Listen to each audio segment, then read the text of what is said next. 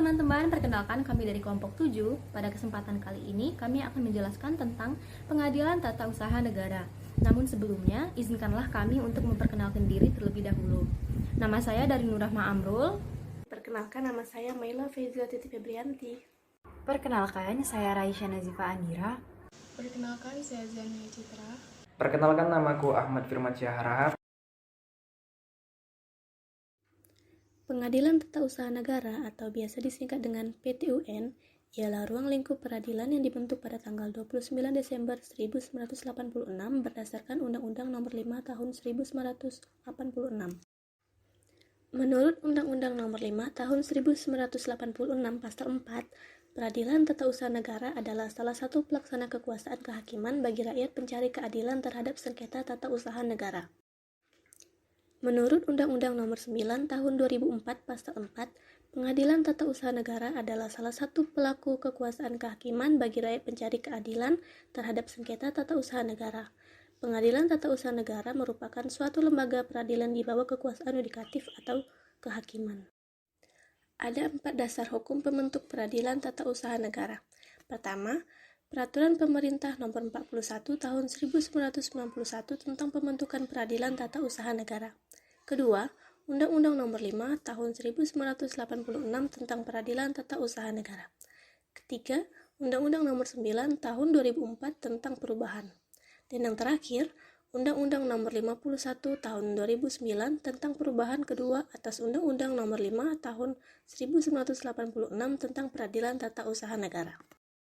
Adapun tugas pokok dari pengadilan tata usaha negara antara lain, yang pertama, menerima, memeriksa, memutus, dan menyelesaikan sengketa tata usaha negara pada pengadilan tata usaha negara yang berpedoman pada Undang-Undang Negara Republik Indonesia. Yang kedua, meneruskan sengketa-sengketa tata usaha negara ke pengadilan tata usaha negara dan pengadilan tinggi tata usaha negara yang berwenang. Yang ketiga, memantapkan pemahaman dan pelaksanaan tentang organisasi dan tata kerja kepanitiaan pengadilan tata usaha negara sesuai dengan keputusan Mahkamah Agung Republik Indonesia. Yang keempat, meningkatkan kepercayaan masyarakat terhadap lembaga peradilan guna meningkatkan dan memantapkan martabat dan wibawa aparatur dan lembaga peradilan sebagai benteng terakhir tegaknya hukum dan keadilan sesuai tuntutan Undang-Undang Dasar 1945. Lalu, yang terakhir, membina calon hakim dengan memberikan bekal pengetahuan di bidang hukum dan administrasi peradilan tata usaha negara agar menjadi hakim yang profesional. Dasar hukum, kedudukan, dan wewenang pengadilan tata usaha negara. Tempat kedudukan pengadilan tata usaha negara terdapat pada Pasal 6 Undang-Undang Nomor 9 Tahun 2004. Lalu, pengadilan tata usaha negara pun berkedudukan di ibu kota atau kabupaten kota dan daerah hukumnya meliputi wilayah kabupaten dan kota. Pengadilan tinggi tata usaha negara berkedudukan di ibu kota provinsi dan daerah hukumnya meliputi wilayah provinsi. 2. Pertambangan. 1. Kegiatan pertambangan wajib dilakukan dan diusahakan secara benar. 2. Seluruh perusahaan pertambangan bahan galian wajib memahami konsep pengelolaan sumber daya alam. Ketiga, kegiatan yang dilakukan tanpa izin akan memberikan dampak yang negatif. Instrumen hukum. 1.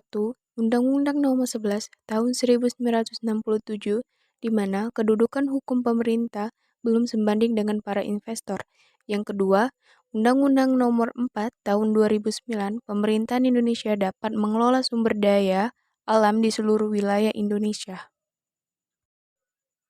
Dengan demikian, bahwa salah satu yang melandaskan adanya suatu penopang atau pondasi suatu hakikat diskresi, yakni izin oleh pemerintah khususnya di bidang pertambangan, ialah adanya tata kelola pemerintah yang baik sehingga terciptanya suatu harmonisasi sebagai penyelenggara negara.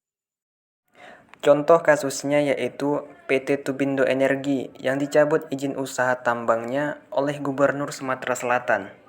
Hasil evaluasi oleh tim evaluasi Dinas ESDM yang dilaksanakan mulai Agustus 2016. PT Tubindo Energi memiliki tanggungan kurang bayar iuran rutin sebesar Rp449.504.000 dan kurang bayar dalam perhitungan dolar sejumlah 220.156 US dollar. Bukti setor PT Tubindo Energi hanya 2 kali setor, yaitu di bulan Maret 2011 sebesar Rp28.680.000 dan di tanggal 8 Juli 2014 sebesar $34.240 dan perhitungan ini bersifat tidak diaudit.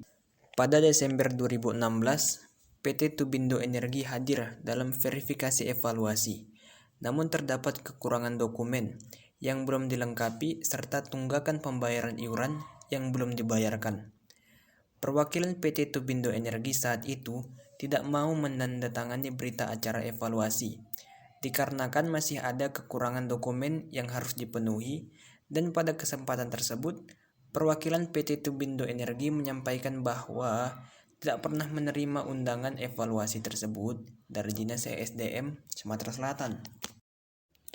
Tanggal 10 Maret 2017, Gubernur Sumatera Selatan mencabut izin usaha tambang PT Tubindo Energi dengan diterbitkannya surat keputusan nomor 196-KPTS-DSDM-2017 tanggal 10 Maret 2017 tentang pencabutan keputusan Bupati Banyu Asin.